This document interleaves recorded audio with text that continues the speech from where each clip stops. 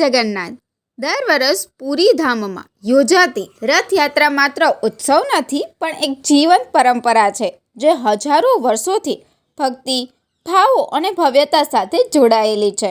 આજના વિડીયોમાં આપણે જાણીશું જગન્નાથ સ્વામીની રથયાત્રાની શરૂઆત કઈ રીતે થઈ અને તેની પાછળ છુપાયેલી છે 4 પ્રાચીન અને આશ્ચર્યજનક કથાઓ। પ્રથમ કથા કહેવાય છે રાજા ઇન્દ્રદ્યુમ્નની। જ્યારે જગન્નાથ, બલભદ્ર અને સુભદ્રાજીની મૂર્તિઓ બનાવી રહ્યા હતા વિશ્વકર્મા, ત્યારે રાણી ગુંડીચાએ તેમને જોઈ લીધા અને કર્તાનું કાર્ય અધૂરું રહી ગયું। પણ તે સમયે આકાશવાણી થઈ, ભગવાન એવા જ રૂપમાં સ્થાપિત થવા ઈચ્છે છે। પછી આ અધૂરી મૂર્તિઓને મંદિરમાં સ્થાપિત કરવામાં આવી અને બીજી આકાશવાણી, ભગવાન એક વખત પોતાની જન્મભૂમિ મથુરા જરૂર જશે।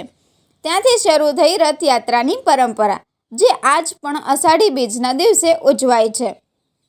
બીજી કથા અનુસાર એક દિવસ સુભદ્રાજીને દ્વારિકા દર્શન કરવાની ઈચ્છા થઈ, ત્યારે શ્રી કૃષ્ણ અને બલરામજીએ સુભદ્રાજીને લઈને રથયાત્રા શરૂ કરી। તેઓ પોતપોતાના રથમાં બેસી શહેરભરમાં યાત્રા પર નીકળી પડ્યા। આ ઘટનાની યાદમાં દર વર્ષ પુરીમાં યાત્રા ઉજવાય છે। આ કથા સ્કંદ પુરાણ, નારદ પુરાણ અને બ્રહ્મ પુરાણમાં પણ વર્ણવાય છે। ત્રીજી કથા છે કે એક ભક્તિથી ભરપૂર પ્રેમ કથા। જ્યારે રાધા રાણી કૃષ્ણને વૃંદાવનમાં આવવાનું કહે છે, ત્યારે એક દિવસ કૃષ્ણ, બલરામ અને સુભદ્રાજી વૃંદાવન આવે છે।